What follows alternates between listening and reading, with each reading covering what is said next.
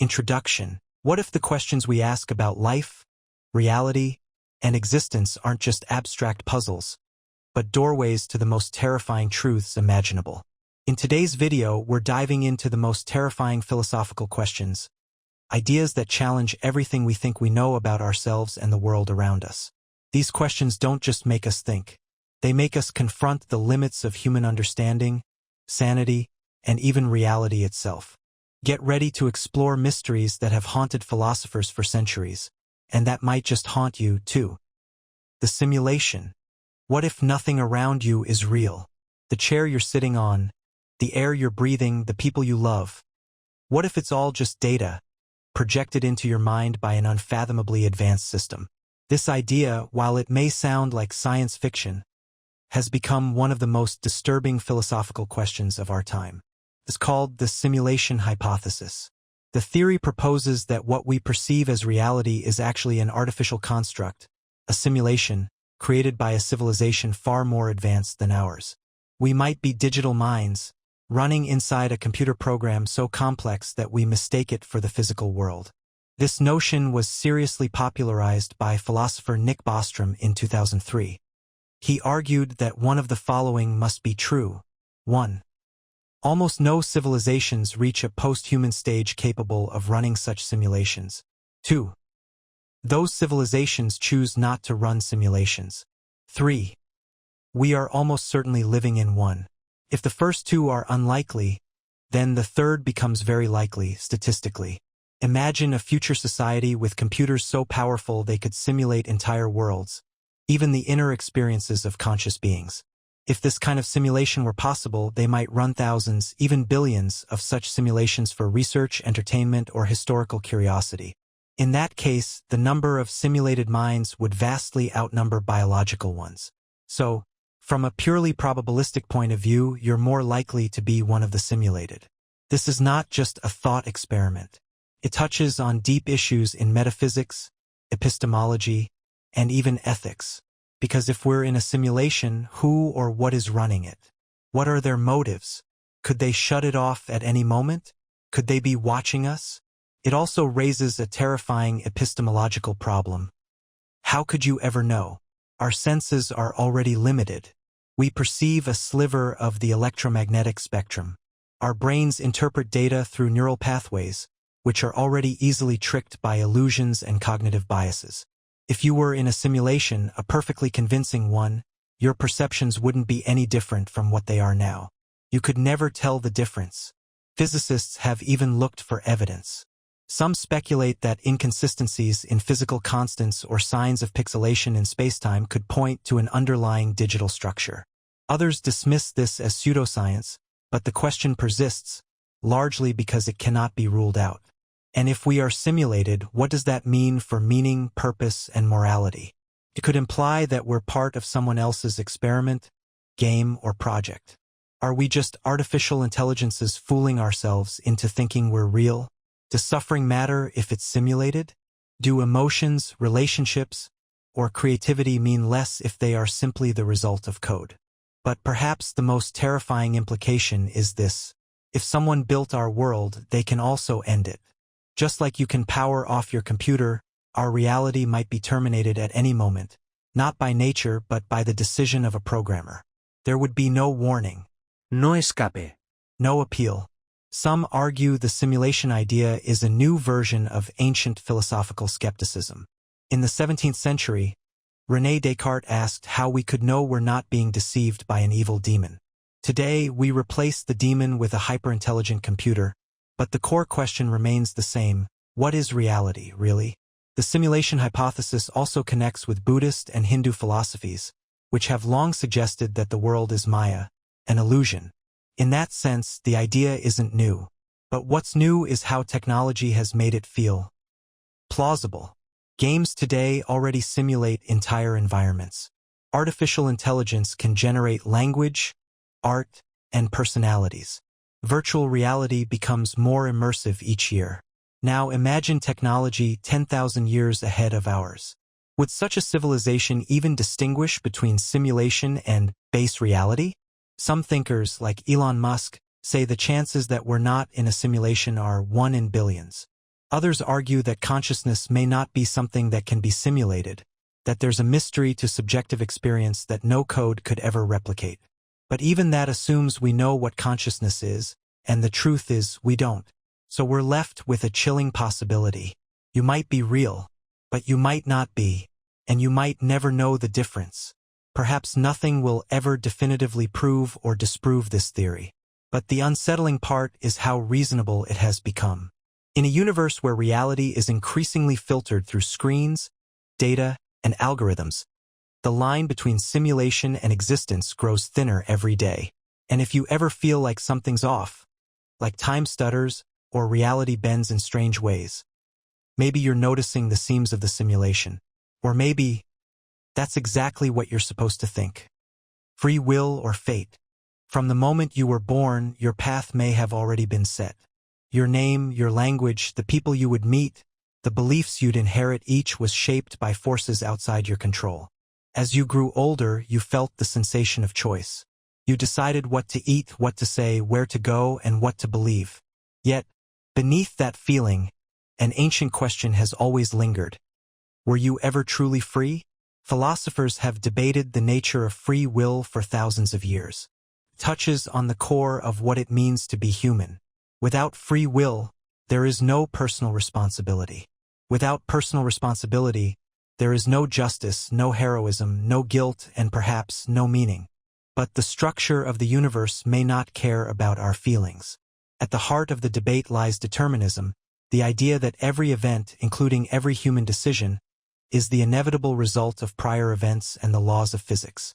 If determinism is true, then every neuron firing in your brain, every thought, every action, is the consequence of a long chain of causes stretching back to the birth of the universe.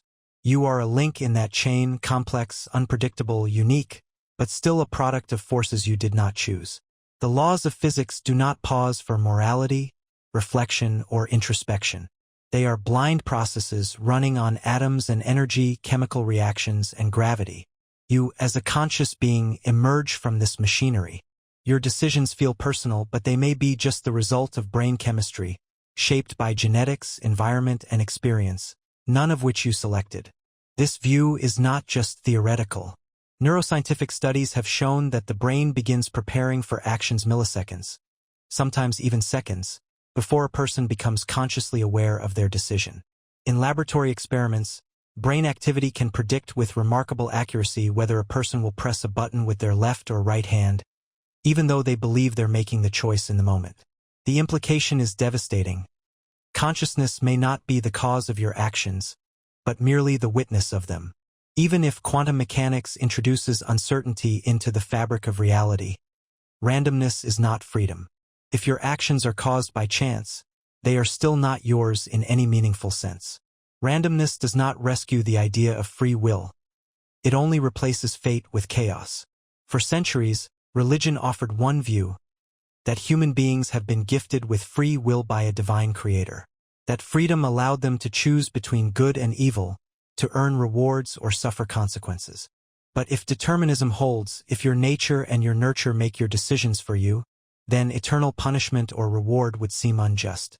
You would be condemned or exalted for being what you were always destined to become. Still, most people live as if they are free. Society is built on the assumption that individuals are responsible for their actions. Legal systems demand accountability. Families hope for redemption. Friends expect loyalty. Love itself seems to require the ability to choose, to say yes or no freely, not as a puppet moved by strings. Some philosophers have tried to reconcile these tensions with a view called compatibilism. They argue that free will is not the absence of causation, but the ability to act according to one's internal motivations without external coercion. If your actions come from your character, your desires, and your values, even if those are caused, then you are still free in a meaningful way. But others see this as a redefinition, not a resolution. If everything inside you is determined by outside forces, from your biology to your upbringing, then saying you act freely is like saying a river chooses its path as it flows downhill. Predictable or not, it can't go anywhere else. The consequences of accepting determinism can be deeply unsettling. If no one truly chooses, how do we judge anyone? Can we blame a murderer if their brain, their past, and their culture compelled them? Can we praise a hero if they were just following a predetermined script? Can we punish? Can we forgive? Some thinkers propose abandoning the idea of free will altogether. They suggest building systems of justice that focus not on blame but on rehabilitation, prevention, and protection. But doing so requires a transformation of how we see ourselves and each other, not as morally sovereign individuals, but as complex organisms shaped by forces beyond comprehension. And yet, there is something irreducibly human in the experience of choice. You stand at a crossroads. You reflect. You weigh options. You feel the tension. And then you act. The feeling is undeniable. Perhaps it is a trick of evolution, a useful illusion that helped our ancestors survive and thrive. Or perhaps the illusion is the product of a deeper reality we have yet to understand. In either case, the question remains, are you choosing to read these words? Or were you always going to? In the end, the debate between free will and fate may never be resolved. It may be that we are both determined and free, depending on the level at which we look. On one scale, we are atoms in motion subject to cause and effect. On another, we are minds perceiving, feeling, creating. Perhaps we live in both worlds. Machines with dreams, rules with exceptions, fates that pretend to choose. Or perhaps, in this universe, there is no freedom. Just the long, slow unfolding of everything that was always meant to be. Alone in the mind, consciousness is the one thing you cannot escape. From the moment you wake to the moment you sleep, and perhaps even in dreams, you are trapped inside a single perspective, your own. You look out at the world through your eyes. You hear with your ears. You think thoughts no one else can access. You feel what no one else can feel. And yet, you are constantly surrounded by others. People who move, speak, laugh, suffer, and love. You believe they are like you. But are they?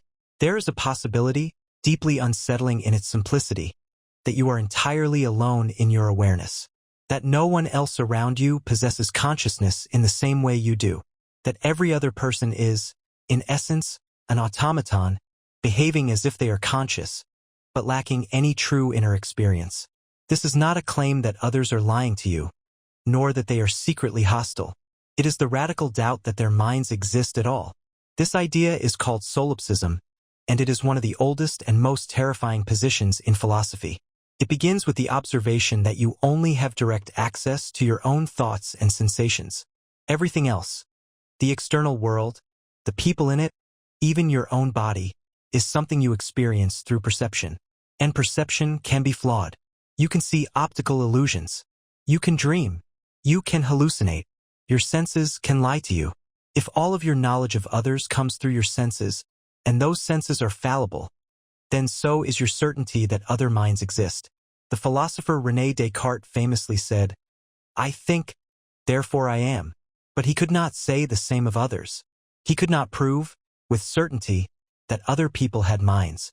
He could only observe their behavior and infer it. An inference is not certainty. Every smile you see, every word you hear, every gesture, every tear, all could be mechanical. All could be empty performances. Your belief that others are conscious may be nothing more than a convenient assumption. The depth of this uncertainty is not limited to strangers. It extends to those closest to you. Your parents, your children, your partner, your best friend, each may, in theory, be nothing more than a sophisticated illusion. You know your own pain. You feel it directly. But their pain? You can only observe it. You can never inhabit it. You can never be them. They are always outside you, just beyond your reach. Modern cognitive science has not resolved this. It has made the mystery deeper. Neuroscience can scan brains, track activity, and map correlations between thoughts and neural patterns. But it cannot, even in principle, prove the existence of subjective experience in another being. It cannot measure consciousness directly. It can only observe signs of it, responses, behaviors, patterns. In this sense, all of consciousness outside your own remains an inference, no matter how advanced the tools become. Artificial intelligence complicates things further. Machines can now hold conversations, recognize faces, generate art, mimic empathy. In many cases, they can pass as human. But no one believes they are truly conscious. They are simulations of intelligence, not intelligence itself. And yet, when humans act, with emotions, with logic, with creativity, they, too, might simply be responding to inputs, running programs, shaped by evolution and learning. The difference between a conscious human and a convincing machine may be smaller than we think. And if machines can pass the test of behavior, but fail the test of experience, what about the people you know? What if they, too, are just behaviorally convincing? They say the right words. They mimic concern. They offer companionship. But inside nothing. There is no way to step outside your own consciousness. No way to compare it directly to another. No way to feel what someone else feels. Language lets us describe our inner states, but words are imprecise. When someone says they feel sadness, you understand it by mapping their word onto your own memory of sadness. But you don't feel their sadness. You only imagine it. And imagination is not proof. Some philosophers have proposed the problem of other minds as one of the fundamental limits of human knowledge. It is not simply that we don't know what others feel. It is that we may never be able to know, even in principle. Consciousness may be private, irreducibly and eternally. We are each sealed inside our own heads, looking out through the window of the skull, guessing at what lies behind other windows. And yet we crave connection. We assume the minds of others not just for practical reasons, but emotional ones. We want to believe that others understand us, that our words are heard, that our feelings are shared. Without that belief, relationships collapse. Empathy dissolves. Morality fades. Civilization becomes a theater of ghosts, each acting for an audience that may not exist. But the horror of solipsism is not only the doubt that others are real. It is the suspicion that you may be the only one who truly suffers, that every pain you feel is unique in its reality, that no one else has ever truly hurt, or loved, or feared, not because they are lucky, but because they are illusions. You carry the weight of the world alone, not because no one is willing to help, but because no one else can. There is no scientific solution to this, no philosophical proof. The existence of other minds is something we must accept without evidence, or live in doubt forever. Most people choose to believe. They trust in shared experience, shared feelings, shared humanity, not because the logic demands it, but because the alternative is unbearable. Still, the question remains, unprovable and unanswered. Are you truly alone in the mind? After death. Death is the great certainty of life. It waits at the end of every path, no matter how carefully chosen. No one escapes it. No one delays it forever. From the first breath, it becomes the silent companion, walking just out of sight, yet never losing step. And yet, for something so inevitable, so universal, we understand almost nothing about what follows. We see its effects, its rituals, its consequences. But we do not see what, if anything, comes after. The body dies. That much is clear. The heart stops, the brain goes silent, and the complex machinery of life falls still. Over time, it breaks down, returns to dust, becomes part of the world again. But what of the mind? What of consciousness, the vivid, inner world of thought, memory, feeling, and awareness? Does it vanish like a dream at waking? Or does it persist, detached from flesh, in some form we cannot imagine? Throughout history, humanity has refused to accept that death is the end. Entire civilizations were built around the belief in an afterlife. The Egyptians constructed pyramids to house the dead on their journey to another realm. Hindus speak of reincarnation, a cycle of birth and rebirth stretching across eons. Christianity offers the promise of heaven or hell, judgment and redemption. Every culture has its story, its hope, its explanation. But stories are not evidence, and belief is not proof. In the modern era, death has become a subject not just of religion or myth, but of science and philosophy. It has been dissected in hospitals, studied in laboratories, and examined by those who came close to it, and then returned. There are those who claim to have glimpsed what lies beyond, the so-called near-death experiences. They speak of tunnels of light, of overwhelming peace, of reunions with the departed. Others describe emptiness, detachment, or the sensation of floating above their bodies. These accounts are deeply personal, often transformative. But they are not consistent, and they are not verifiable. Brain science has shown that such experiences can be triggered by oxygen loss, electrical surges, and even drugs. The mind, when close to shutting down, may create powerful illusions to ease the process. Philosophers have approached the question from another angle. They ask whether the self, the I at the center of your experience, can exist without the body. If consciousness emerges from the brain, as most evidence suggests, then the death of the brain would mean the end of the self. Memories would dissolve. Thought would cease. Feeling would stop. What remains would be nothing at all. This possibility of total non-existence is perhaps the most terrifying of all. Not pain, not torment, but absence. A silence so complete that even awareness of the silence is impossible. It is not darkness because darkness still requires perception. It is not waiting because waiting implies the passage of time. It is the disappearance of all things, including the one who disappears. And yet, it may also be the most peaceful outcome. If death is the end, then suffering ends with it. Worry, fear, regret, all vanish. There is no more striving, no more failure, no more longing. There is simply nothing. But nothingness is not easy to grasp. The human mind resists the idea of non-being. Every moment of life is saturated with experience. Even boredom is a kind of presence, a state of awareness. To imagine the absence of experience is to reach beyond the tools of thought. And that very failure may be what makes the concept so frightening. There are some who take comfort in continuity. If the mind ends, the world continues. Loved ones carry on. Nature remains. Life, though altered, does not stop. For others, this is no comfort at all.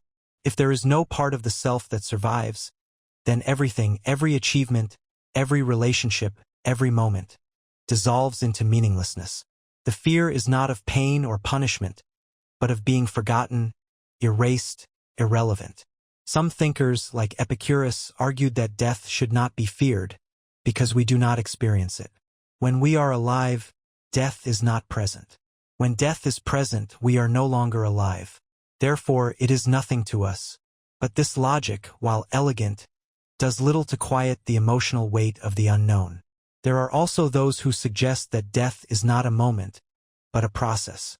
That consciousness does not flicker out like a light, but fades, slowly, as the structures of the brain collapse. That there may be a boundary region, neither fully alive nor fully gone, in which the final fragments of experience unfold. What those final moments contain, and whether they carry meaning, is something no one can say with certainty. In recent years, some scientists and technologists have proposed radical solutions. Cryonics, mind uploading, digital immortality. The dream is to preserve the self, to escape the limits of the flesh. But these are speculative ideas, fraught with ethical and technical challenges. And none of them truly answer the question, what, if anything, survives the death of the biological mind? What makes the question of death so haunting is not just that it is unsolved, but that it is unsolvable, at least from within life. No one returns with proof. No one can observe their own absence. Whatever lies beyond that final breath is hidden by a wall no mind can climb. And so we are left with uncertainty, the most honest answer available. We do not know what happens after death. We may never know. We live, for a time, aware of the end, unable to see past it. We create stories, we seek comfort, we imagine peace or reunion or continuation. But beneath every tale is the same silent question. What follows may be nothing, or it may be something we cannot describe. But whatever it is, it waits for each of us, without hurry, without pause, without exception. The void of meaning. At the center of human life lies a quiet, persistent desire. The need for meaning. It is not enough to live, breathe, and move through time. We seek purpose. We want to believe that our actions matter, that our suffering has value, that we are part of something greater than ourselves. Meaning gives structure to chaos. It gives comfort to suffering. It gives motivation to continue. And yet, when stripped of illusion, when viewed through the cold lens of the cosmos, the world offers no guarantee of meaning at all. The universe is vast, ancient, and indifferent. It expands in silence, governed by physical laws that do not recognize life, let alone thought. Stars are born and destroyed. Galaxies form and dissolve. Planets exist for billions of years, never touched by consciousness. In this enormous, unfolding process, human beings are a brief occurrence, a thin layer of biology on the surface of a small planet, orbiting an average star in a remote corner of a galaxy among trillions. Within that perspective, the idea of inherent meaning becomes fragile. There is no message written in the sky, no final chapter written in advance, no voice that tells us why we are here. Religion once offered certainty, a divine plan, a moral order, a life beyond death. But in the absence of belief, or in the growing awareness that many beliefs contradict each other, the foundation begins to crack. Without God, without a soul, without destiny, what remains? Philosophers have long struggled with this question. Some, like Friedrich Nietzsche, declared that the traditional sources of meaning, religion, morality, metaphysics, had collapsed. God is dead, he wrote, not as a triumph but as a diagnosis. The structures that gave life its shape were crumbling, and in their place was the threat of nihilism. The belief that life is inherently meaningless, that nothing matters, that value itself is an illusion. Nihilism is not a mood or a style. It is a philosophical abyss. It stares into the heart of existence and finds nothing solid. Morality, love, art, even truth, all are human constructions, invented to bring order to disorder. They have no grounding in the fabric of the universe. A falling rock is neither good nor evil. The death of a child carries no cosmic consequence. The world simply is. And in that isness, there is no obligation, no purpose, no ultimate goal. The consequences of this realization are profound. If nothing has intrinsic meaning, then the human search for meaning becomes a kind of performance, beautiful, desperate, tragic. We assign significance where there is none. We write stories, build systems, create rituals. We act as if life has direction, as if history leads somewhere, as if the future is more than a repetition of cycles. But beneath it all, the void remains. Some respond to this with despair. If life has no meaning, then why continue? Why endure suffering, build families, pursue goals? Why get out of bed? The fear is not death itself, but that life before death might be just as empty, a temporary distraction from nothingness. In this view, joy is a lie we tell ourselves. Hope is self-deception. Love is a biochemical trick. Others try to resist the void by creating their own meaning. This is the existentialist response, to acknowledge the absence of given purpose and to assert one's own. Jean-Paul Sartre argued that existence precedes essence. We are not born with a purpose, but must define ourselves through action. In this light, meaning is not discovered but invented. It is something we create through choice, commitment, and engagement. But even this response does not remove the void, it only builds around it. The meaning we create is still temporary. It dies with us. It may vanish even sooner. A lifetime of work can be erased by war, by disease, by chance. A name remembered for a century is eventually forgotten. Civilizations rise and fall. Entire languages disappear. Eventually, the sun will exhaust its fuel, the earth will burn, and every human achievement will turn to ash. From the perspective of deep time, even the greatest lives become microscopic. Even the worst tragedies become irrelevant. The universe will not remember us. Cannot. It has no memory, no consciousness, no concern. And in that indifference lies a kind of horror, a realization that there is no one watching, no one judging, no one listening. Yet the human mind refuses to be silent, continues to ask, to seek, to hope, constructs meaning even as it doubts it. And in that contradiction, the simultaneous recognition of the void and the refusal to be consumed by it, something deeply human emerges. We build cathedrals in a godless world. We create art in a world without inherent beauty. We act morally in a world without objective ethics. We love in a universe that offers no guarantee that love matters. And perhaps this rebellion, the creation of meaning in a meaningless world, is itself a kind of meaning. Albert Camus described this condition as absurdity, the tension between the human need for meaning and the unresponsiveness of the universe. His answer was not resignation, but revolt, to live fully, to experience deeply, to embrace the absurd rather than escape it. In doing so, he argued, we become free. But that freedom is not without cost. It requires letting go of comfort, of certainty, of the illusion that there is a grand plan. It requires standing in the face of the void and not looking away. It is a lonely freedom, but an honest one. In the end, the void of meaning may not be something to fill, but something to face. It is the silence at the edge of thought, the shadow behind our stories. It does not offer answers. It does not offer peace. But it defines the shape of the questions we ask. It forces us to choose not what is true but how to live. And in that choice, brief as it may be, meaning flickers into existence, not from the stars, but from within the mind that dares to confront the darkness. Time is a lie. Time governs everything we know. It is the silent framework within which events unfold, the medium through which change becomes visible. We age. We remember the past and anticipate the future. We measure time in seconds, in years, in lifetimes. It seems to flow, carrying us forward like a current. But despite its familiarity, time remains one of the most mysterious and possibly deceptive aspects of reality. What we experience as time may not exist in the way we believe. In fact, it may not exist at all. From early human history, time was linked to the cycles of nature, the rising and setting of the sun, the phases of the moon, the changing of seasons. It appeared linear and measurable. With the advent of mechanical clocks, time became standardized, regulated, turned into a tool of civilization. But these practical forms of time do not tell us what time is. They only tell us how we measure it.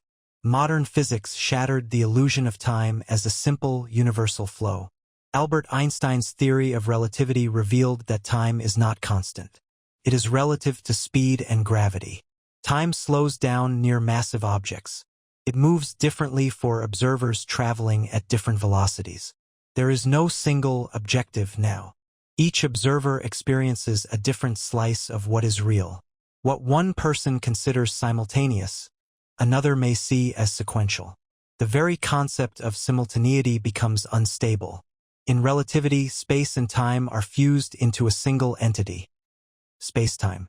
The universe is not a stage upon which events play out in order, but a four-dimensional structure in which all events, past, present, and future, exist together. This leads to a shocking implication. Everything that has happened and everything that will happen already exists. There is no unique present moment sliding forward. There is only the block universe, a complete, unchanging structure. In this view, the passage of time is an illusion. The flow we feel, the transition from past to future, is not something happening outside us. It is a feature of consciousness, of how the human mind processes information. Our brains interpret the world in temporal sequence, stitching together moments to form a narrative. But outside of that narrative, there may be no flow at all. The universe simply is timeless and static. This idea contradicts everyday experience. We feel time moving. We feel it accelerating or dragging. We remember what has come before. We imagine what might come next. Our language, our identity, our very sense of self depends on time. Memory forms the foundation of personality. Anticipation drives action. Regret, hope, nostalgia, anxiety, all are rooted in time. If time is an illusion, then so are the emotions built upon it. Philosophers have long struggled with the nature of time. Ancient thinkers like Parmenides argued that change is an illusion and that all of reality is one, motionless, and eternal. Others, like Heraclitus, insisted that everything flows, that nothing stays the same. These opposing visions of permanence and change have echoed through centuries, never fully resolved. In the 20th century, thinkers like J.M.E. McTaggart distinguished between two theories of time. The A series sees time as dynamic. Events move from future to present to past. The B series sees time as static. Events are simply ordered, earlier than, later than, but none are inherently flowing. McTaggart concluded that the A series leads to contradictions and that time, as we usually think of it, is unreal. Still, we live within the illusion. It is impossible to act otherwise. Even if we accept that all moments are equally real, we experience life as if the present is special, as if the future is open and the past is closed. We make decisions. We watch clocks. We grieve what is gone. We anticipate what is to come. Time is embedded not just in physics but in the structure of our thoughts. Yet even within this illusion, cracks appear. Sometimes, under the influence of trauma, meditation, or altered states of consciousness, people report experiences where time breaks down, where minutes feel like hours or entire lifetimes seem to unfold in a second. These moments suggest that our perception of time is not fixed but flexible, shaped by attention, emotion, and neural activity. In dreams, time behaves strangely. Events shift without logic. Hours pass in seconds. Entire narratives form in the span of a blink. The dreaming brain does not follow the same rules as the waking mind. If consciousness can construct time, it can also distort or erase it. This suggests that the arrow of time, the one-way direction from past to future, may be a cognitive artifact, not a physical necessity. Entropy, the tendency of systems to move from order to disorder, is often cited as the reason time feels directional. We remember the past because it was more ordered than the present. But entropy is a statistical law, not a fundamental one. On the level of individual particles, the laws of physics are time-symmetric. There is no preferred direction. The universe could, in principle, run forward or backward, and the equations would still hold. This raises a disturbing possibility. The past may not be more real than the future. We think the past is fixed and the future uncertain, but in a block universe, both are equally determined. Free will, change, growth, these become illusions nested within the larger illusion of time. If everything already exists, then the future is not something we create. It is something we discover, or worse, something we merely witness helplessly.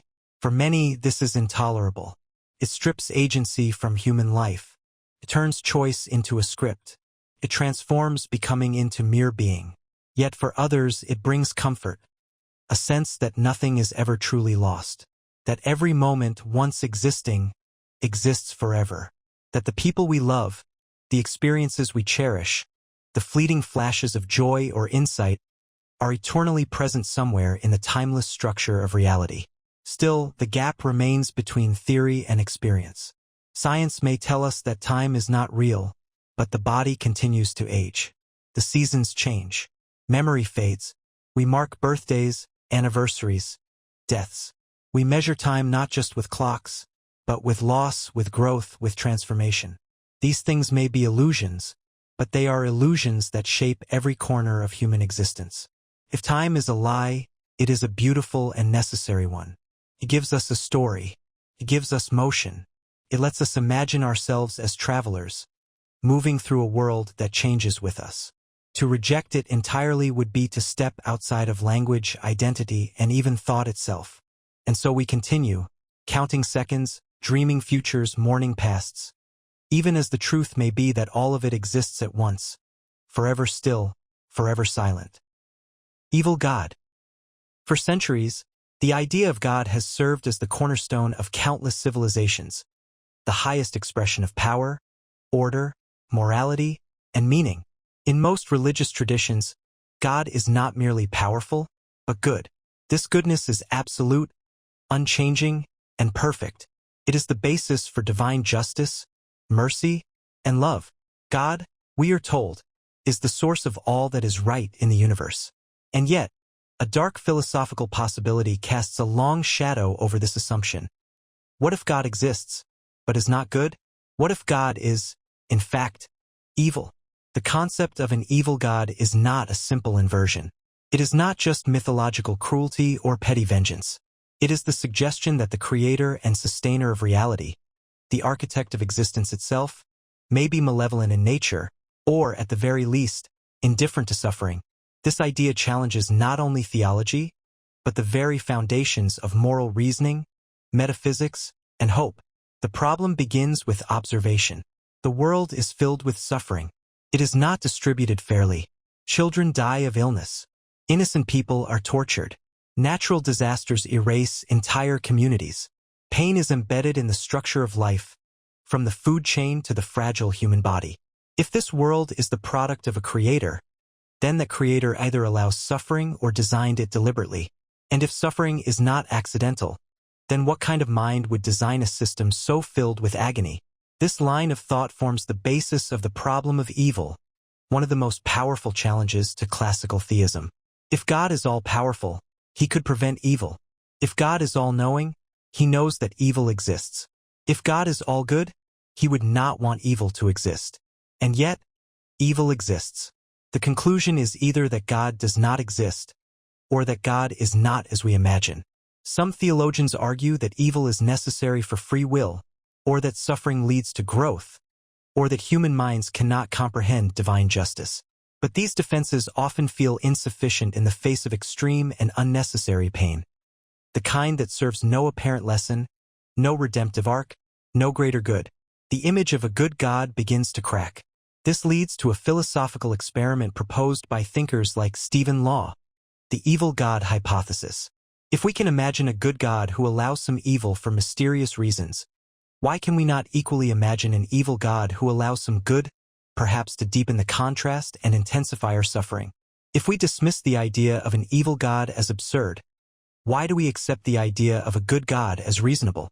The thought is unsettling because it flips the moral assumption of theism.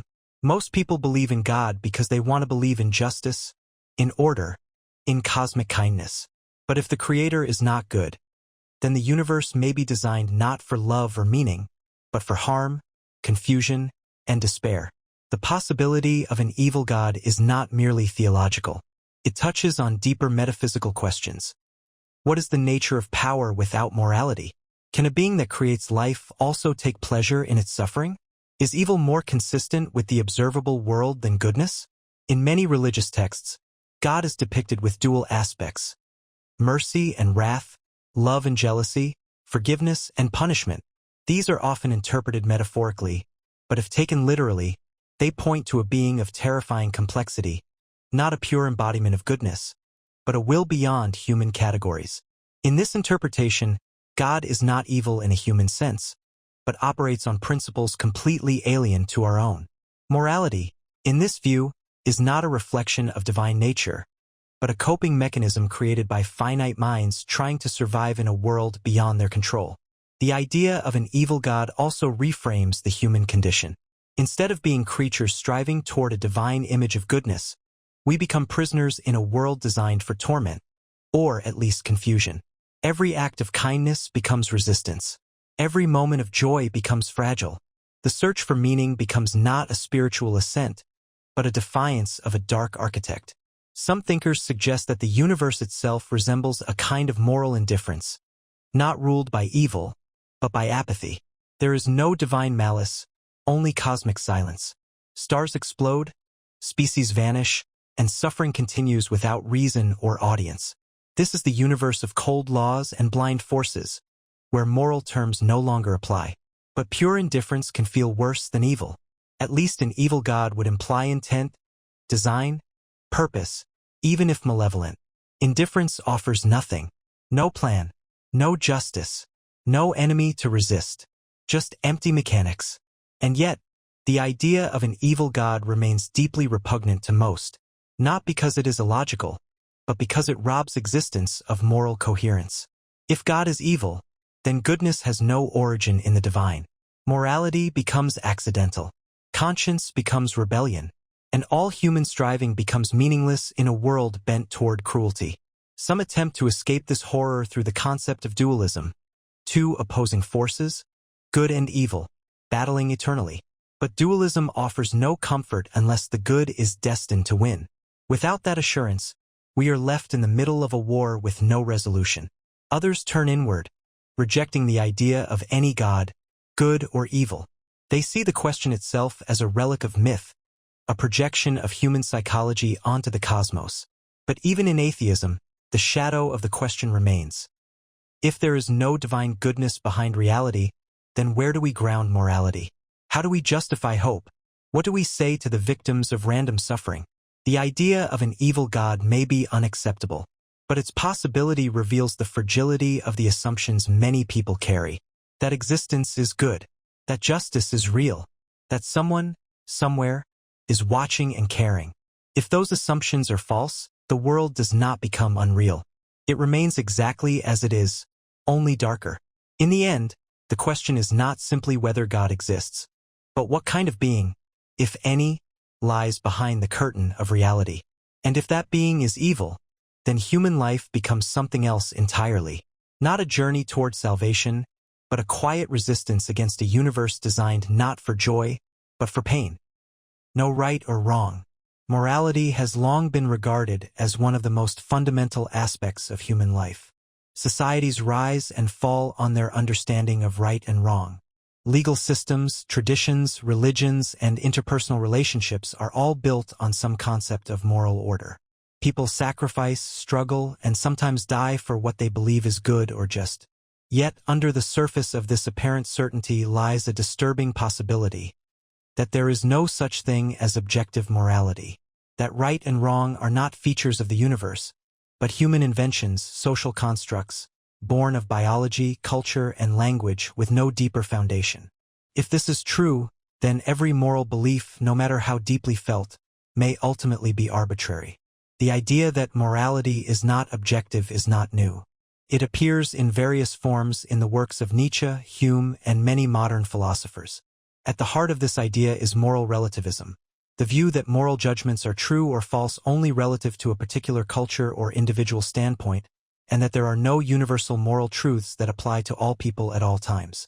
Different cultures across history have held radically different views on what is right and wrong. In some societies, polygamy is moral. In others, it is condemned. In some, honor killings are accepted. In others, they are abhorrent. Slavery, genocide, torture, and child labor have all been considered morally acceptable in various times and places. The diversity of moral systems suggests that our sense of right and wrong is not derived from some universal truth, but shaped by historical, environmental, and psychological factors. Evolutionary psychology offers a compelling explanation for how morality may have developed, not as a reflection of cosmic justice, but as a survival strategy. Traits such as empathy, fairness, and cooperation helped early human groups survive.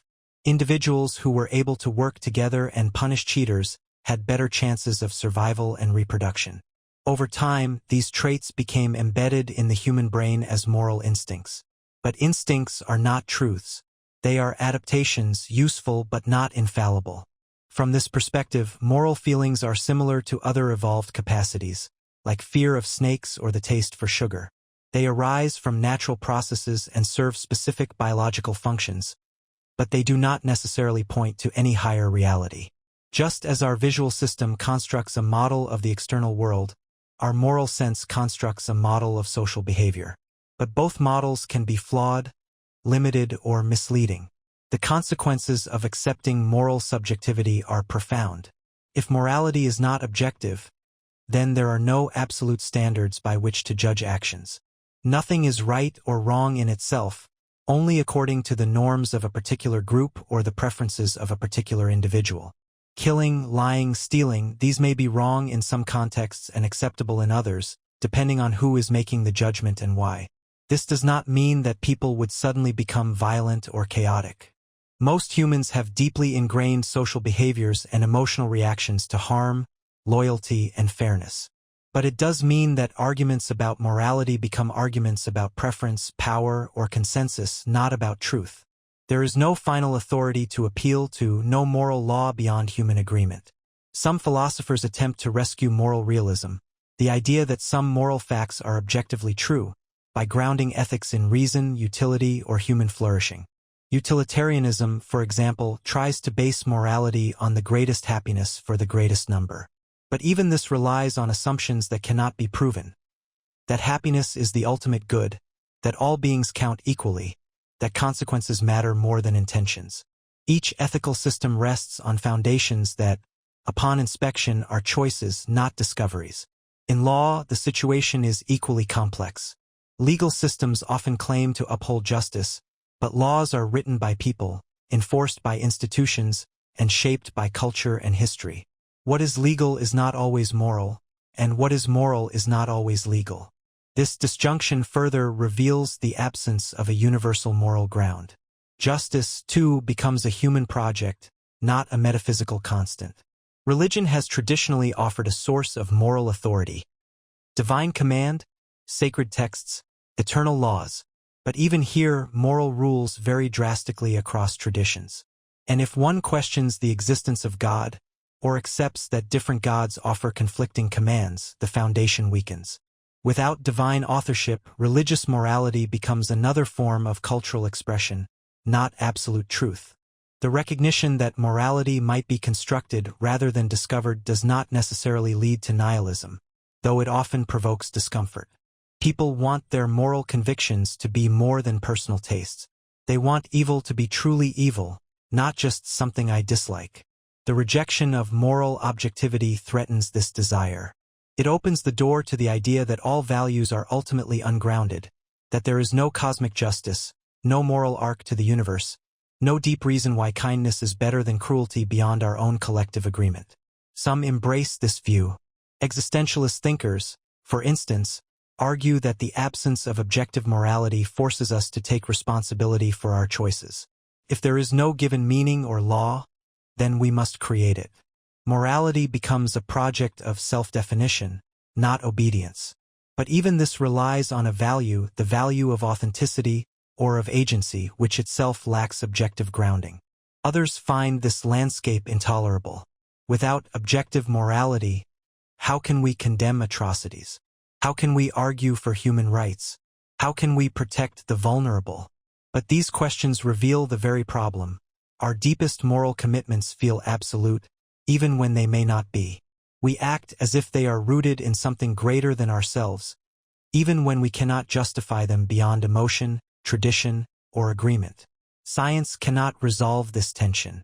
Empirical research can describe how people behave, how moral systems develop, and what brain regions light up when we make ethical decisions. But it cannot tell us what is truly right or wrong. That leap from what is to what ought to be remains outside the reach of observation and measurement.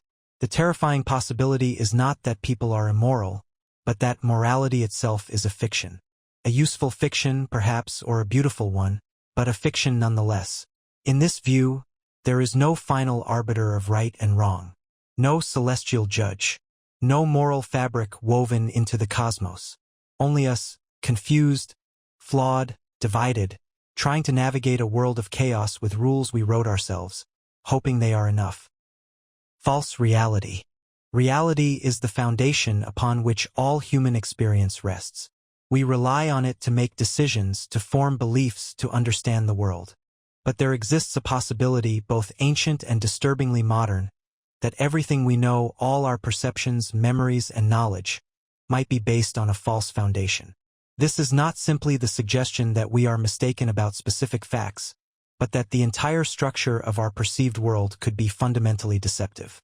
The notion of a false reality stands as one of the most unsettling philosophical threats to human understanding.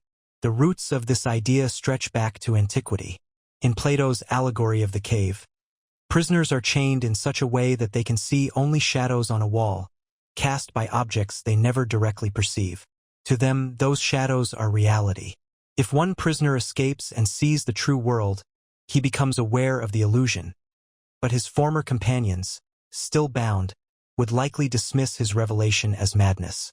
Plato's allegory illustrates a possibility that remains deeply relevant, that what we take for reality might be only a limited projection of a more complex truth. In the 17th century, René Descartes advanced this idea with his thought experiment about the evil demon, a powerful entity capable of manipulating all his perceptions to make the world seem real, when in fact it is entirely false. Descartes concluded that the only thing he could be certain of was that he was thinking. Hence his famous conclusion, cogito, ergo sum, I think, therefore I am. But beyond the existence of his own mind, all else could be illusion. In modern times, this notion has evolved into more technologically framed versions, such as brain-inovat scenarios, virtual reality hypotheses, and advanced simulation theories. These all rest on the possibility that conscious experience can be generated without corresponding physical reality. If technology, whether biological, digital, or otherwise, is capable of constructing an internal world that appears coherent and self-consistent, then how could one ever know whether it corresponds to something real beyond the mind? Neuroscience supports the disturbing idea that the brain constructs a model of the world, not a direct picture. Our senses do not transmit reality as it is, but filtered and interpreted signals. The brain fills in gaps, smooths over inconsistencies, and creates a seamless experience based on electrical impulses. This model usually works well. We survive, navigate, and relate to others, but it is not a guarantee of truth. Optical illusions, hallucinations, and false memories all demonstrate how easily the mind can be deceived. If all of our experience is mediated through the brain, then even our most basic certainties are vulnerable. Color, sound, solidity, time, all are interpretations of data. There may be no color out there, only wavelengths. No sound, only air pressure. No objects, only collections of particles arranged in ways our brains render as shapes. We do not perceive the world directly. We perceive a simulation built by our nervous systems. This opens the door to the possibility that everything we experience might be artificial. A sufficiently advanced system, whether biological or digital, could feed our minds an entirely convincing reality. And we would have no way of knowing. Consider dreams. While dreaming, the brain generates entire worlds, with people, emotions, and narratives. These experiences often feel real, and only upon waking do we recognize them as false. The brain, unaided by any external input, can simulate consciousness, memory, and identity. If it can do this in dreams, it might be doing something similar right now, just with more consistent rules and feedback. Even waking life contains moments that feel unreal. Déjà vu, hallucinations, out-of-body experiences. People describe sensations of time slowing down, of stepping outside themselves, of events seeming scripted. These are often dismissed as anomalies, but they hint at how fragile the sense of reality can be. The idea of false reality is not limited to individual perception. Entire societies can be trapped in shared illusions. Propaganda, misinformation, ideology, these can shape collective beliefs in ways that detach entire populations from factual reality. The world becomes a kind of social hallucination, maintained not by neurological deception, but by cultural and political design. Philosopher Jean Baudrillard explored this concept in his theory of hyperreality, a condition in which representations, media, symbols, narratives, become more real to people than the reality they supposedly depict. In hyperreality, the distinction between real and simulated collapses. People relate not to the world, but to its images. Truth becomes subordinate to perception. This erosion of reality is amplified by modern technology. Digital platforms curate and tailor content to individual preferences, creating feedback loops that reinforce beliefs and filter out contradiction. People come to inhabit parallel realities, algorithmic worlds, each internally coherent but mutually incompatible. Consensus reality, once held together by shared media and cultural norms, fragments into personalized fictions. In this environment, the line between genuine experience and manufactured illusion becomes difficult to draw. Photos can be edited. Videos can be faked. Memories can be implanted. Deepfakes and AI-generated content blur the difference between real events and digital creations. Trust in sensory evidence, once the foundation of knowledge, begins to dissolve. But the most profound aspect of the false reality question is not technological. It is metaphysical. It asks whether there is any reliable way to escape deception, whether we can ever be sure that what we see, hear, and feel corresponds to a world outside ourselves. The terrifying possibility is that there is no outside. That consciousness is trapped in a self-contained system, a closed loop of perception, interpretation, and belief. Reality, in this view, is not something we discover.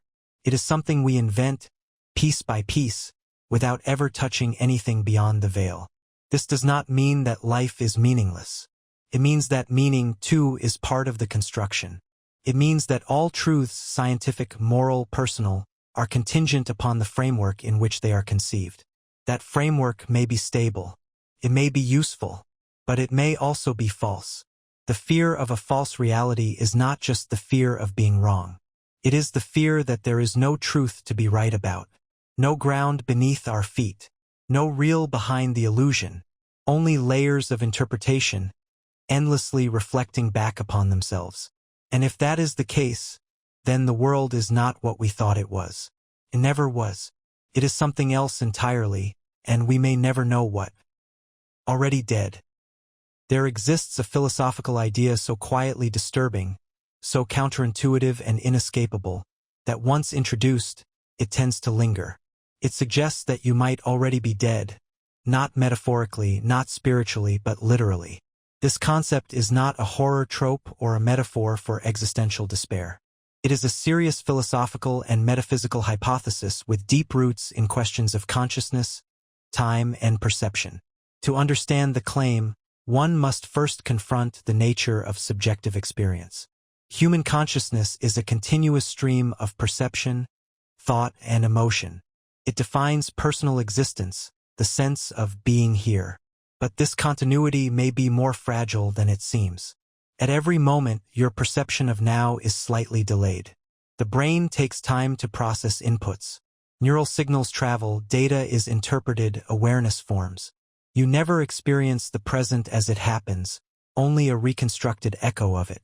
From this gap between event and experience emerges a troubling thought. What if your consciousness is no longer aligned with any ongoing biological reality? What if the body has ceased, the brain shut down, but what you perceive now is simply a residual echo of consciousness, playing out in its final subjective moments?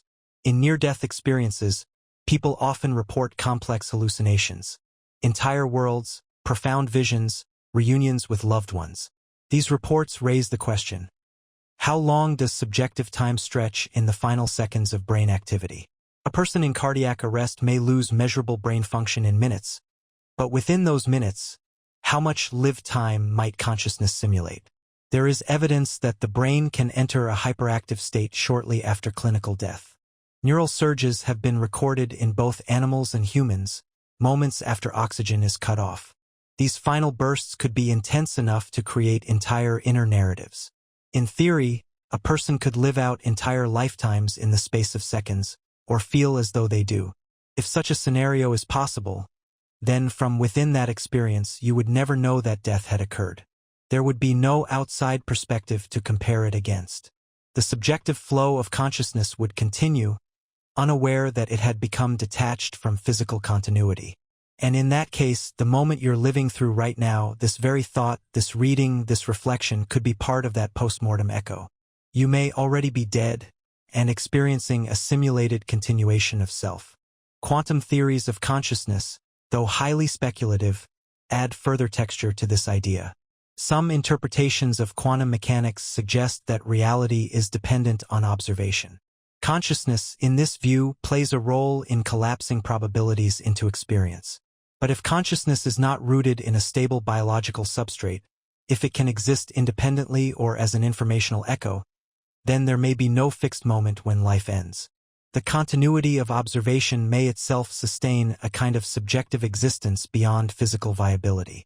Other philosophers and scientists have proposed variations of this theme. The quantum immortality thought experiment, for instance, suggests that from the subjective point of view of a conscious being, death may never be experienced. In every possible scenario, consciousness continues along the branch where survival occurs, however improbable. In this framework, you always find yourself alive, even if the odds against it are astronomical. You might be the sole conscious observer in a decaying timeline, alive against all reason, unaware that in nearly every other version of reality, you have already died. While these scenarios remain unproven and highly controversial, they raise unsettling implications. Consciousness is notoriously difficult to define, locate, or measure. We do not understand where it begins or where it ends. If it is not strictly tied to measurable biological states, then it becomes impossible to determine the exact moment when it ceases. And if it does not cease in a clean or predictable way, then there is no definitive boundary between life and death from the first-person perspective. This leads to the core idea: death, as we commonly imagine it as an event, may not be something that can ever be experienced. You may be declared dead by external observers, your body cold, your brain inactive, your biological functions terminated. But from inside, if consciousness persists even briefly, you may not be aware of that transition.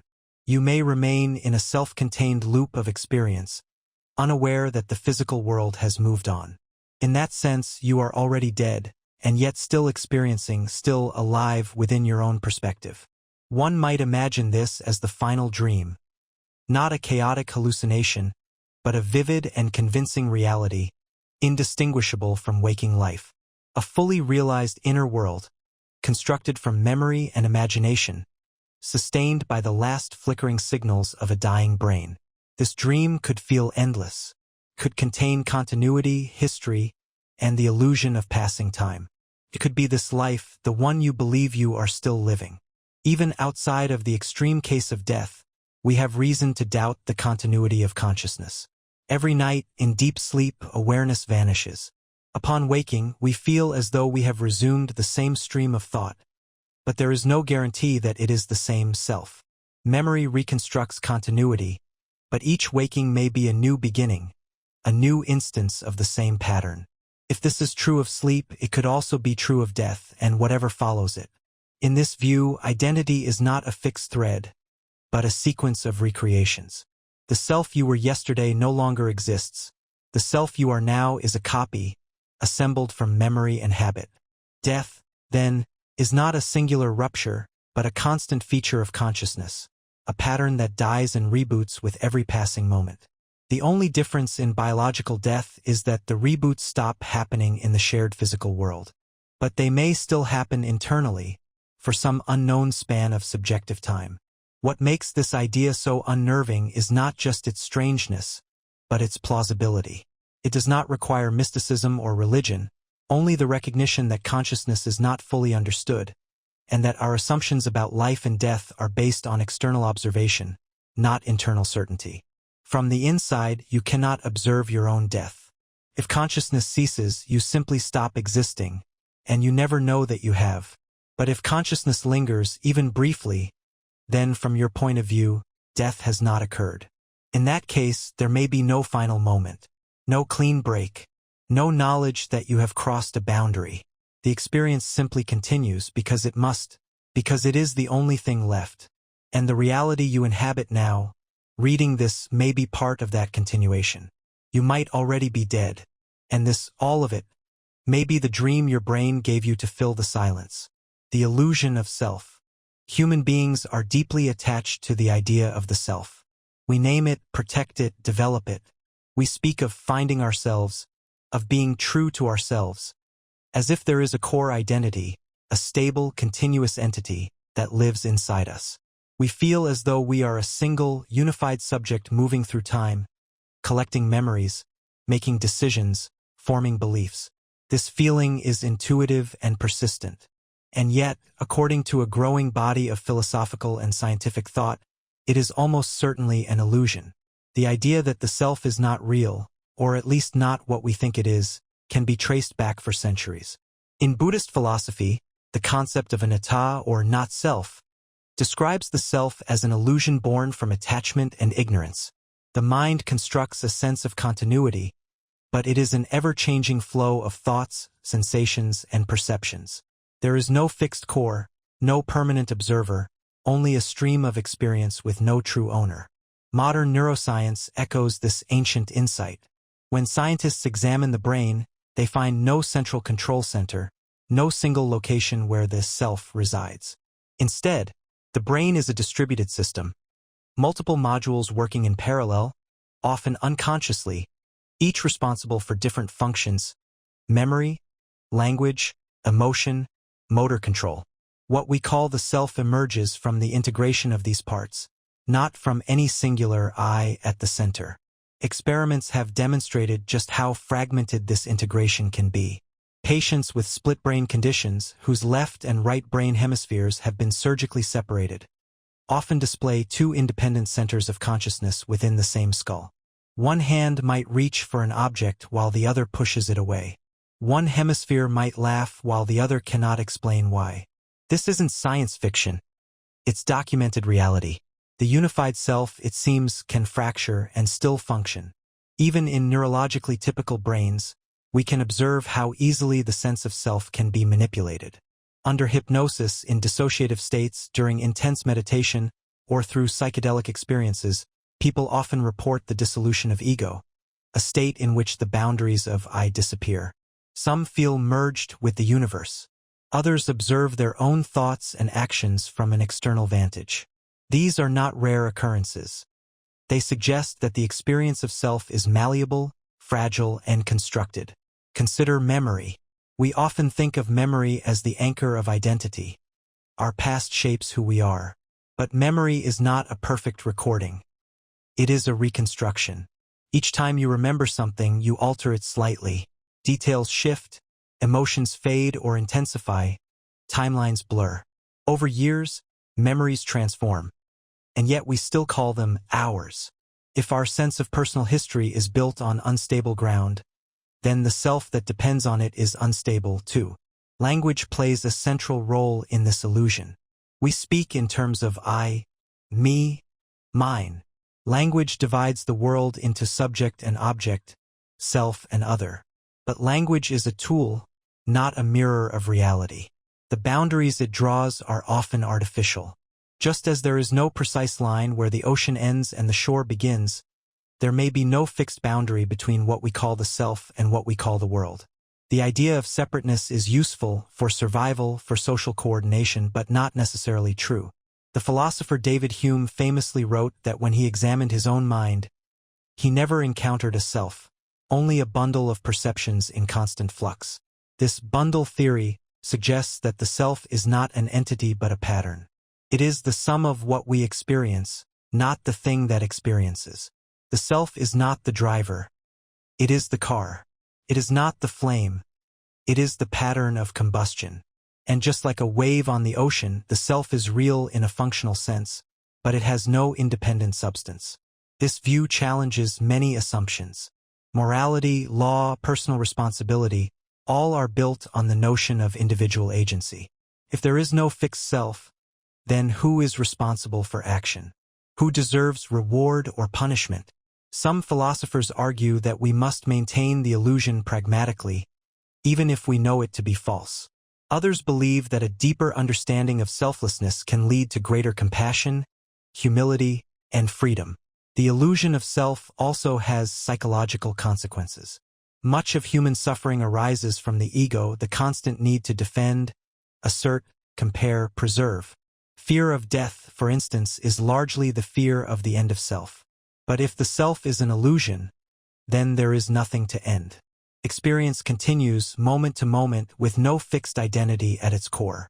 Letting go of the self can, paradoxically, bring peace. From a biological perspective, the illusion makes sense. Evolution favors systems that ensure survival, not truth. If a strong sense of self improves focus, planning, and threat detection, then organisms with this trait are more likely to pass on their genes. Nature selects for useful fictions. The self is one of them, and yet, even knowing this, the illusion persists. It feels real because it is felt. The narrative of me is hard to silence. It organizes our memories, desires, and fears. It gives coherence to the chaos. It is the storyteller, the hero, the victim, the observer. Even if it's a mirage, it's a functional one, a map that helps us navigate, even if the territory looks different upon close inspection. But if we examine that map long enough, something strange begins to happen. We notice that we are not the thoughts we think, but the space in which thoughts arise. We are not the voices in our heads, but the silence that surrounds them. The self becomes less like a thing and more like a process, a flickering pattern of activity, like the glimmer of a candle in the dark. In that recognition lies both fear and liberation. Fear because we lose the comforting illusion of solidity. Liberation because we no longer need to cling to a fixed identity. We can change, adapt, let go. We can experience the world more directly, not through the filter of me, but through open awareness. The illusion of self is not a failure of perception. It is a feature of perception. It organizes experience into a coherent frame. But the frame is not the picture. And behind that frame, beneath the story, there may be something else. A vast, impersonal flow of consciousness with no center, no edge, no name. Just the unfolding of life, moment by moment, without a self to own it. And perhaps that is what you are, not a fixed being, but a moving pattern in a larger whole. Not a you, but the appearance of you, flickering into existence with each breath, each thought, each sensation, only to dissolve again, leaving behind nothing solid, but everything alive. A universe without purpose. Human beings often search for meaning in the universe, assuming that existence, life, and consciousness must serve some deeper purpose. This assumption feels natural, perhaps even necessary. We want to believe that everything happens for a reason, that our presence here is part of a larger story, guided by intention. But there is another possibility, colder and more disturbing. That life is not the result of design, but of accident. That the universe has no preference for life or consciousness. That everything we are, everything we feel, believe, or create, is the outcome of cosmic randomness. A statistical fluke in an indifferent void. To understand how this idea has taken hold, we must begin with the structure of the cosmos itself. The observable universe spans over 90 billion light-years in diameter, filled with hundreds of billions of galaxies, each containing billions of stars. Most of these stars are surrounded by planets. The sheer scale is incomprehensible. Yet for all this immensity, we have found no evidence of intelligent life beyond Earth. This silence is known as the Fermi paradox, a question without a satisfying answer. If the universe is so vast and so old, where is everyone? One explanation is simple and terrifying. Intelligent life is incredibly rare, perhaps so rare that we are alone. The conditions that led to our emergence may be vanishingly improbable. The Earth itself, a rocky planet with a stable orbit, just the right distance from a stable star, with a protective magnetic field and a large moon to stabilize its axis, may be the result of a perfect storm of chance. And then, life. It began not in a laboratory or through a divine act, but as chemistry. Molecules collided, bonded, split, and recombined. Through processes we still don't fully understand, simple self-replicating structures emerged. Most failed. Some endured. Over billions of years, life slowly became more complex. Not because it was meant to, but because mutations accumulated and environments changed. Evolution, by its nature, is a blind algorithm. It doesn't move toward perfection, only survival. Eventually, one branch of life on Earth developed nervous systems, then brains, then consciousness. Homo sapiens emerged a mere 300,000 years ago, a blink in geological time. Everything that defines human civilization, language, culture, technology, happened in the last 10,000 years. Our entire recorded history occupies less than 0.0001% of the Earth's lifespan. From this perspective, we are not the pinnacle of creation. We are a recent and fragile outcome of countless accidents. A different asteroid trajectory, a shift in climate, a minor mutation. Any of these could have prevented us from ever existing. And there is no evidence that the universe is aware of our existence, let alone concerned with it. The laws of physics themselves appear indifferent. Gravity does not care what it pulls. Electromagnetism makes no moral judgments. The strong and weak nuclear forces operate without intention. They create stars, black holes, galaxies, and, accidentally, they create the elements necessary for life. Carbon, oxygen, nitrogen, forged in the hearts of dying stars, scattered through space, assembled over time into organic molecules. But the same forces that allow for life also guarantee its destruction. Supernovae, gamma-ray bursts, entropy, all await in the background. Even consciousness, which we hold as sacred and unique, may be a side effect of complexity, a byproduct of information processing in biological networks. If this is true, then what we call awareness is not the purpose of evolution but an unintended consequence. The brain doesn't produce consciousness because nature wants it to. It just happens, under the right conditions, like dew forming on grass. In this view, there is no grand narrative, no guiding hand, no cosmic destiny, just atoms, energy, and time, colliding, unfolding, and decaying. The meaning we feel, the beauty we perceive, the love we give and receive, all of it real to us, but meaningless to the universe. It is not that the universe is hostile, it's simply indifferent. This realization is not easy to accept. It undermines many of our deepest beliefs. In purpose, in fate, in specialness. Religions, philosophies, and ideologies often resist it, offering instead stories of creation, redemption, and cosmic justice.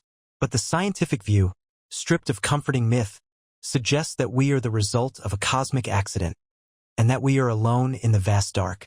Still, from this bleakness emerges something strange, a new kind of meaning. If the universe does not care, then it will not stop us from caring. If life has no built-in purpose, then the purpose we create is entirely ours. If we are the product of chance, then every thought, every connection, every act of kindness is a defiance of entropy, a brief flame in the darkness. We may be an accident, but we are an astonishing one. Out of blind matter and indifferent forces, a species arose that can contemplate its own impermanence, that can write, sing, explore, mourn, and imagine, that can hold the idea of nothingness in its mind and still choose to build. And perhaps that is the most profound truth of all. Not that we are part of some divine plan, but that we exist despite the lack of one. We are the universe becoming aware of itself, not because it intended to, but because it could, because the numbers allowed it, because the particles fell the right way, for a little while. No one is watching. There are no rules beyond those we make. The stars will not remember us. But we are here, and that is enough. Suffering and meaning. Suffering is one of the most universal features of the human condition. It does not discriminate.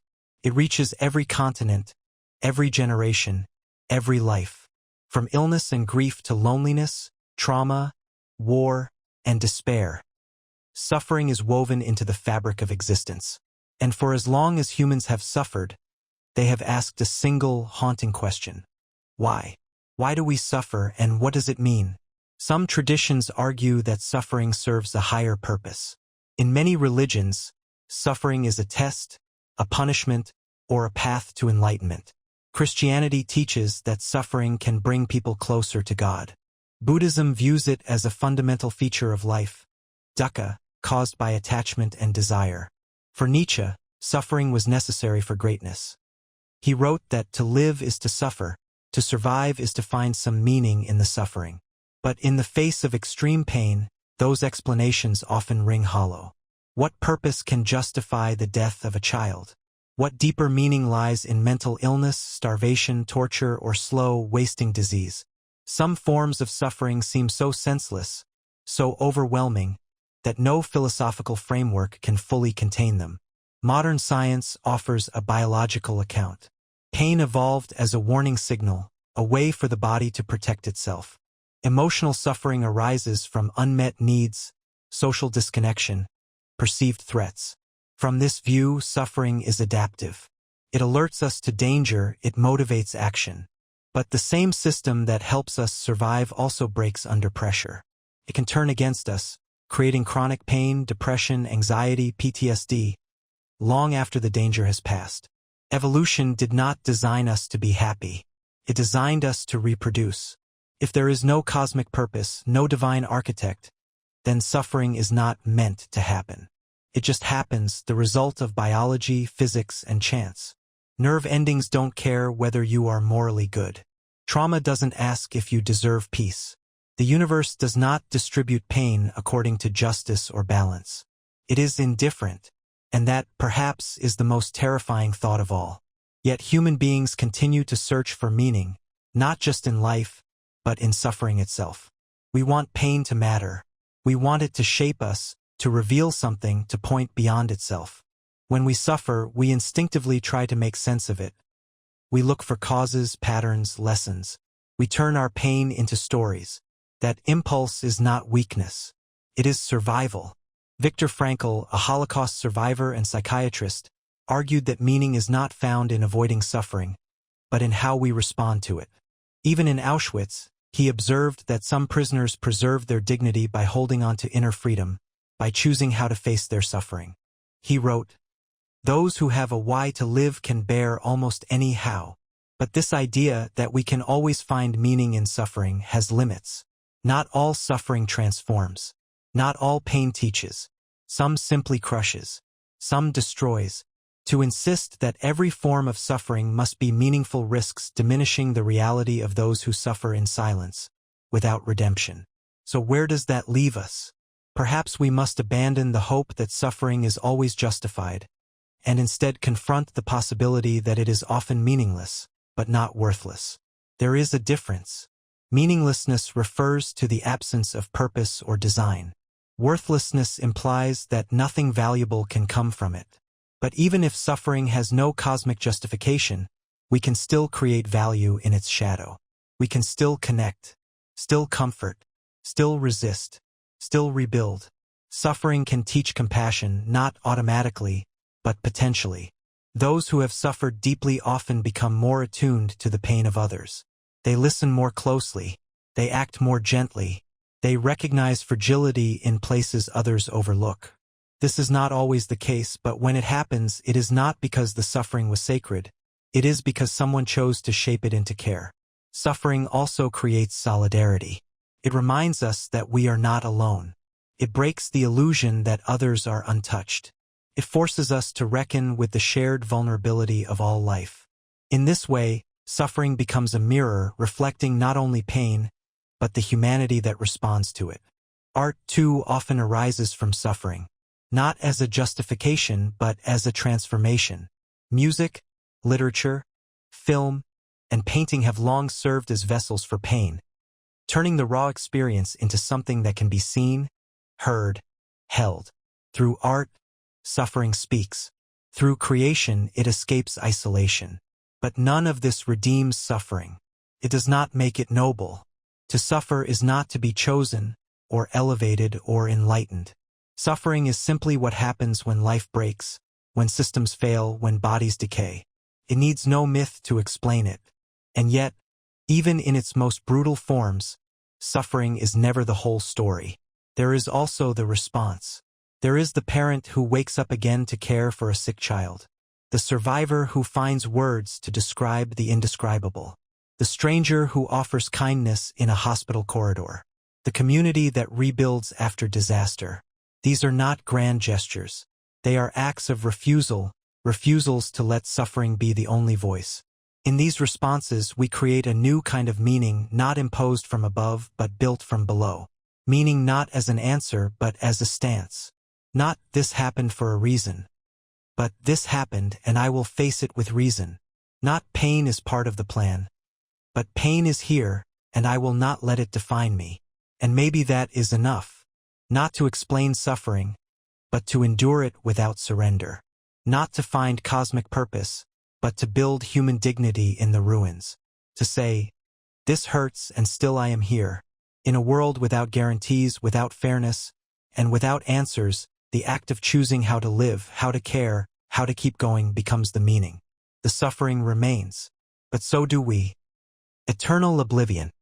There is a silence waiting beyond life, one so vast, so final, that the mind recoils when it tries to grasp it. Eternal oblivion is not merely the idea of death. It is the complete cessation of experience, thought, memory, and self. It is not pain. It is not peace. It is not even darkness. It is the total absence of awareness. The end of all that ever was you. For centuries, humans have imagined survival beyond death. Not because there was proof, but because the alternative was unthinkable. Religions promised afterlives, reincarnation, transcendence. Myths spoke of souls, other worlds, divine judgment.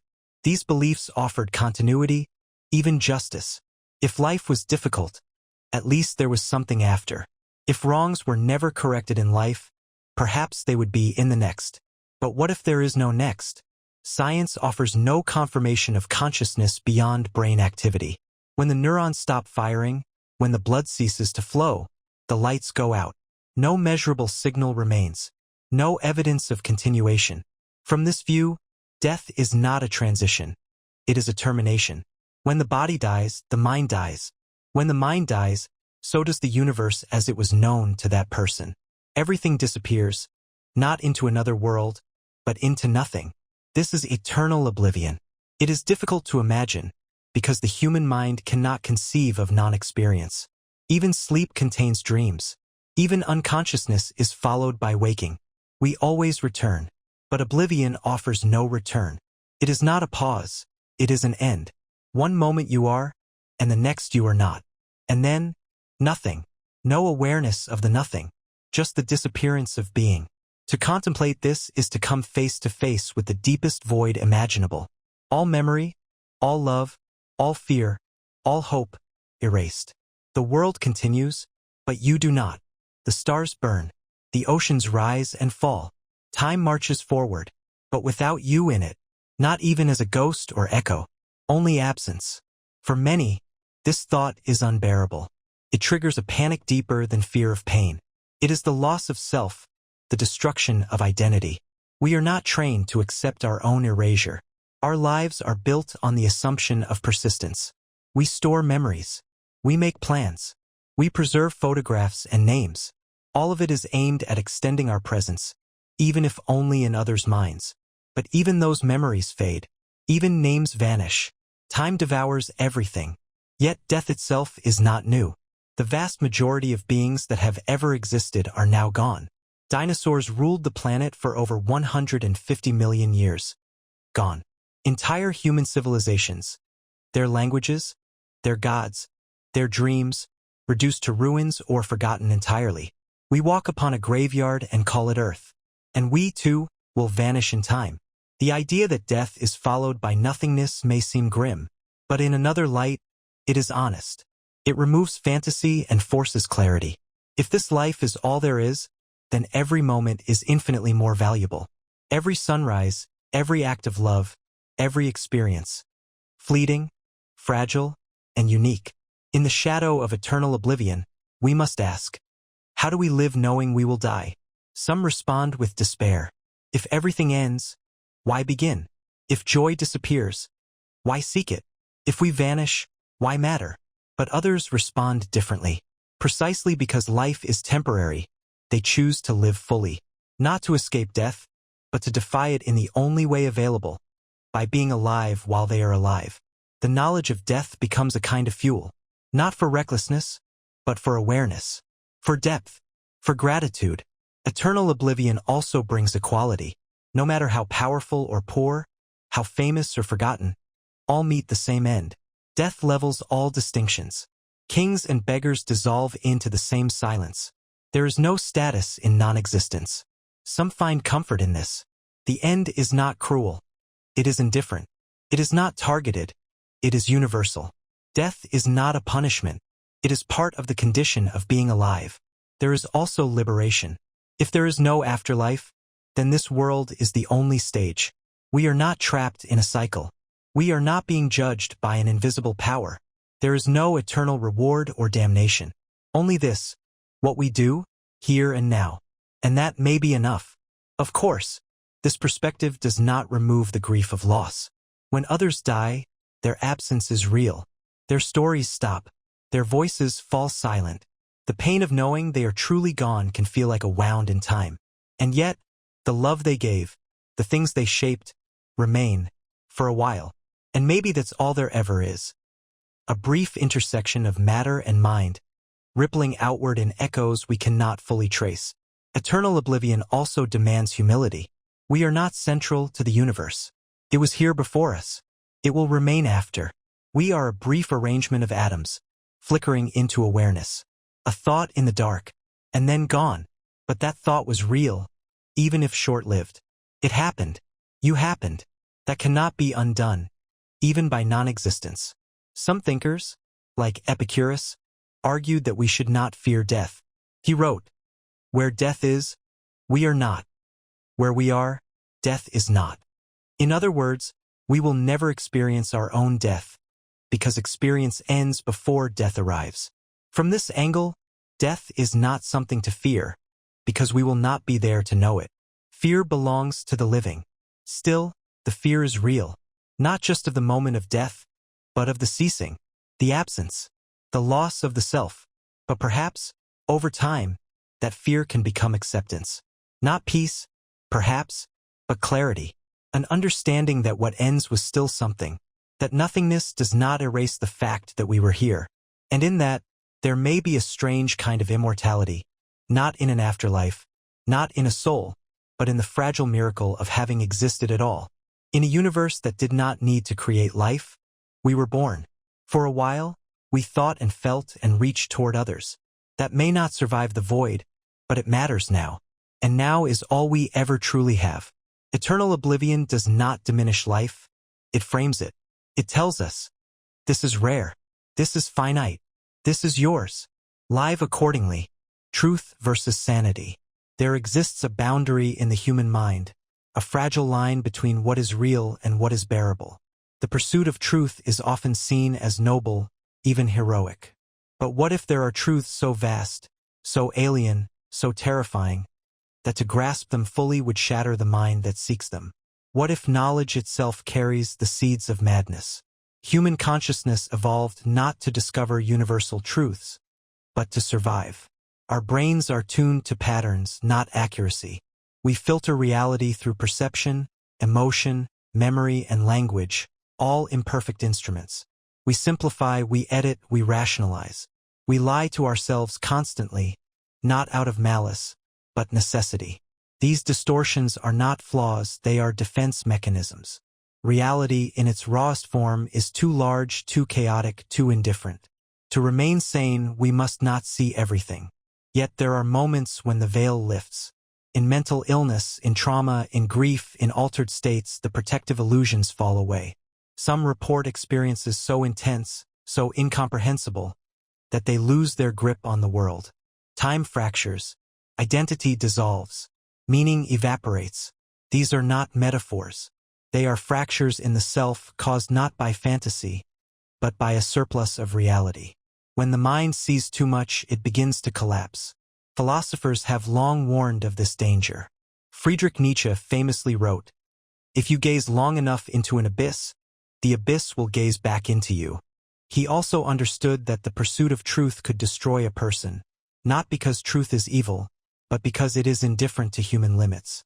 The universe does not care if you understand it, and it certainly doesn't care if you can handle what you find. There is no promise that truth is comforting. In fact, much of what science has revealed is deeply unsettling. We are not the center of the cosmos. We are not special. The universe is not designed for us. Time will erase everything.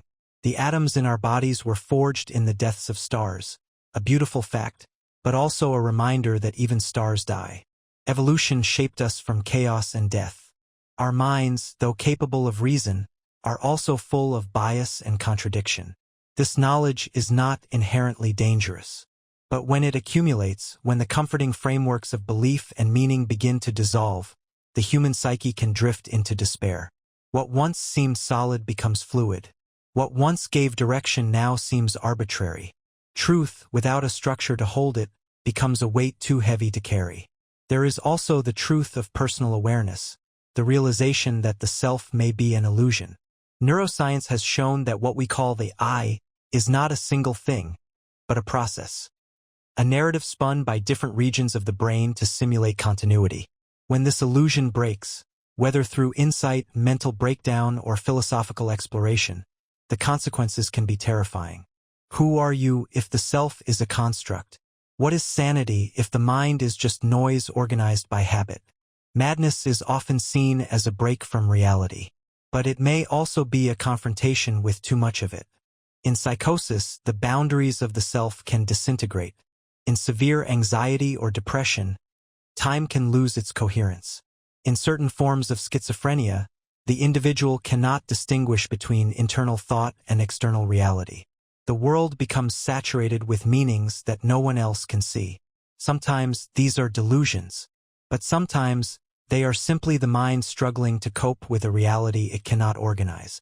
Truth is not the same as understanding. A fact can be true and still be incomprehensible. A perspective can be accurate and still destroy the coherence of the person holding it. This is the tension between truth and sanity. The mind seeks meaning, but truth may be meaningless.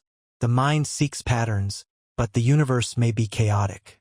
The mind seeks comfort, but reality offers no such guarantee. There is a reason why societies create myths, religions, philosophies, and ideologies. These are not just belief systems, they are scaffolding for sanity.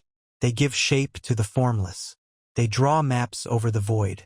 Even when they are false, they serve a psychological function. They allow people to live.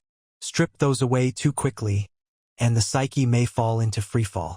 Not all truths are like this. Many are beautiful, useful, empowering. But some lie at the edge of what the human mind was ever meant to contain. The vastness of the universe, the void of death, the fragility of identity, the absence of ultimate meaning. These truths do not comfort. They destabilize. And yet, they are there waiting for those who dare to look. So how do we live in a world where truth may be incompatible with sanity? One answer is balance. The truth must be approached with humility, not hunger. It must be integrated slowly, through the frameworks that give us strength: art, ritual, community, narrative. We cannot ingest cosmic indifference all at once.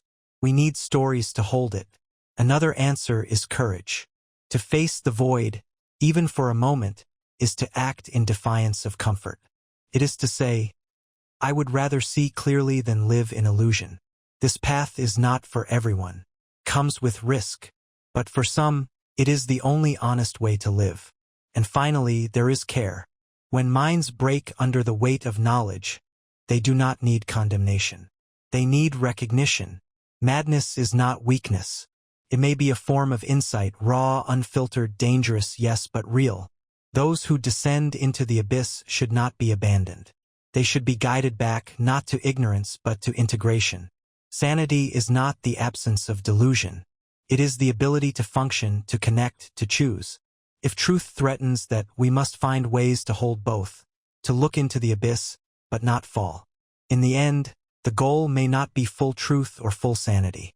It may be the ability to live at their intersection, to bear what can be borne, to know what can be known, and to remain somehow human in the face of it. That, perhaps, is the final philosophical question. Not what is true, but what truth we can live with. Not whether sanity is real, but whether it can endure. Between the cold silence of the universe and the warm illusion of meaning, we build ourselves, fragile, fallible, and searching. And still we go on. Ending. The questions we've explored in this video are more than just philosophical curiosities. They are windows into the deepest parts of human existence. They unsettle us, challenge us, and remind us how fragile and how extraordinary consciousness really is. Whether we live in a simulation, or whether we're alone in our minds, whether there's meaning in life or only the void, facing these ideas is what makes us truly human. Now I want to hear from you. Which of these questions struck you the most? Which one kept echoing in your mind? Or maybe there's a terrifying question we didn't mention. Let's talk in the comments below. I read them all. If you enjoyed the journey, don't forget to like the video, subscribe to the channel for more deep and mind-bending topics, and share this video with a friend who loves philosophy, or just someone you want to blow away with existential dread.